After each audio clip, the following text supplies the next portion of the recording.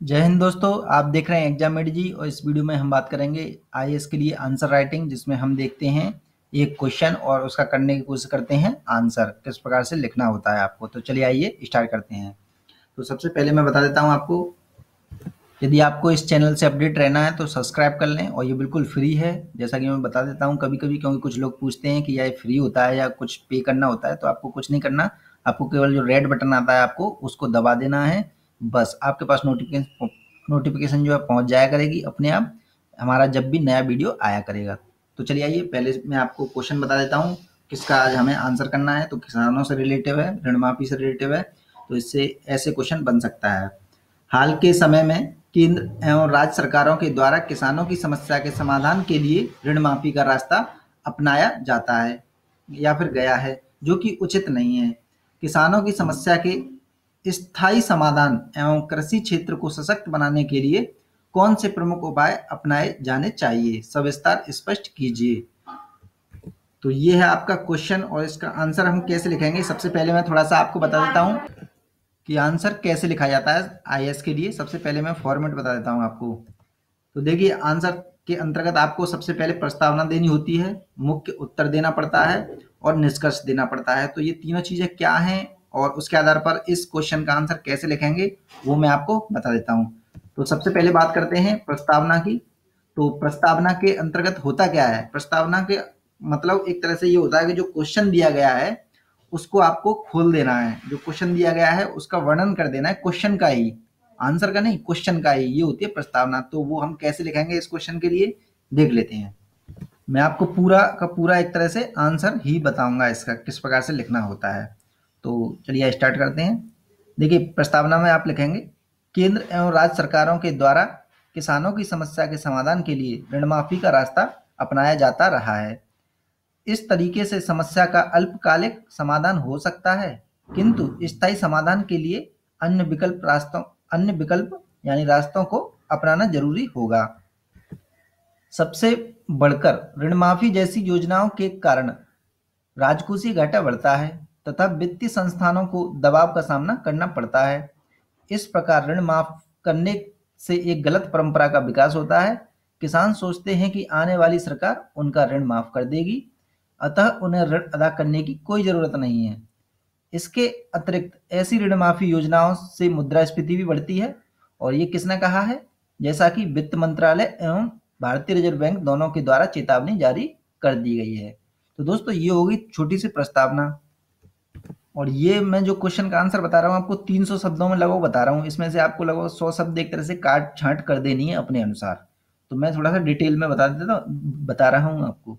अब देख लेते हैं मुख्य उत्तर। तो मुख्य उत्तर वो होता है जो क्वेश्चन के अंतर्गत पूछा गया है एक्चुअल में।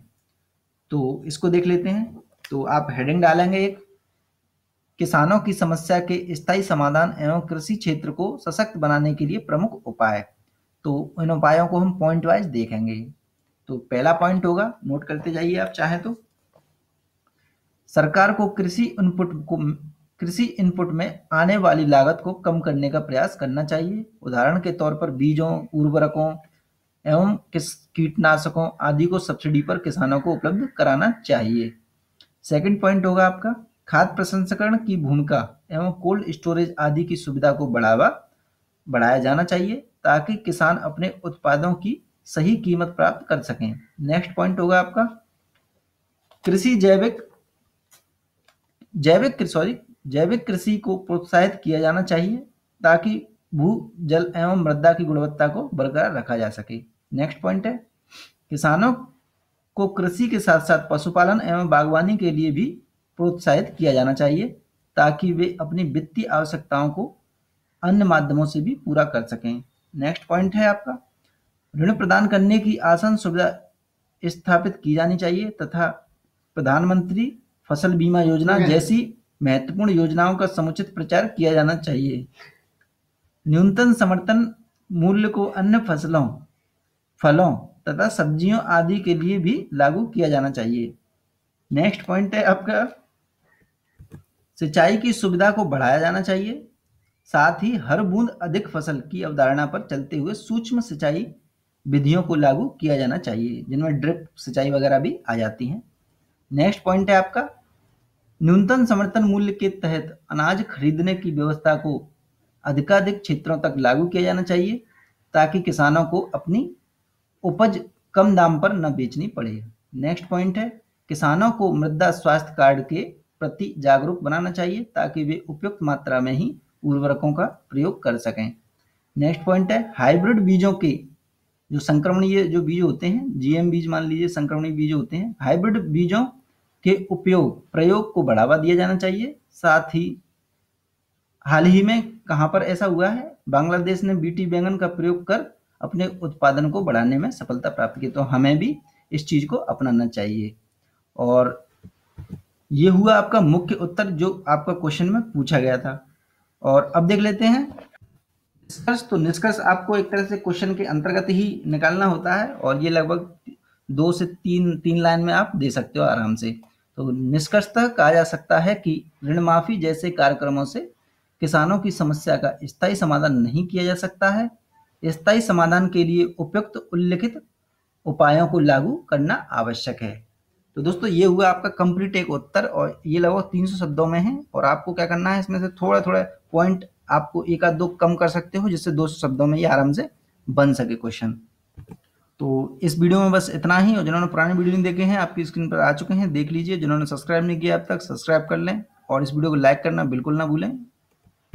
और आप हमारे फेसबुक पेज को लाइक कर लीजिए, ये है आपका स्लैश करके facebook.com स्लैश करके exammedg1, ये exammedg1 करके डाल देंगे तो हमारा पेज जो है आ जाएगा। लोगो भी हमारा ये वाला जो ऊपर दिखाई दे रहा है वो लोगो मिल जाएगा आपको। इस पेज को लाइक कर लीजिए क्योंकि कुछ चीज़ें जो होती हैं वो फेसबुक पर ही पोस्ट करी जाती हैं जिससे आपको आसानी हो थोड़ा सा एग्जाम में। तो देखते रहें एग्जामेड जी। जय हिंद, जय भारत, धन्यवाद।